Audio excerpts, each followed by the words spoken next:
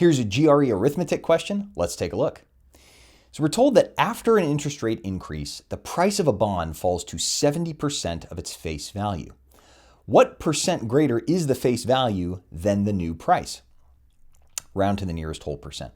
All right, now if you are some sort of wheel and dealing bond trader or you work on Wall Street, this question is probably pretty easy for you. But for the rest of us, there's some vocab or concepts that maybe aren't so familiar.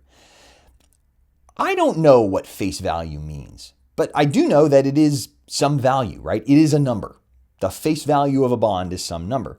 And what happened after the interest rate increase is that the price, the value, fell to 70% of that number. So I want to say something that's very applicable to a lot of percent problems on the test. When they don't give you a concrete value, right? When they're just talking about percent changes, that is an invitation to make up your own. What do I mean by that? Well, let me just say that the face value, whatever that means, is $100. And that after the interest rate increase, the price fell down to $70, right?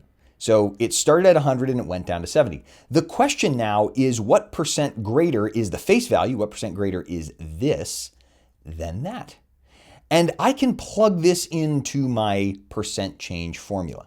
New minus old over old. Now I realize it's a little bit confusing because you might say, well, isn't 70 the new value? Not in this case because of the way the question is phrased. The question is saying, what percent greater is this than that? So I'm looking for a positive increase, right? It's a percent greater.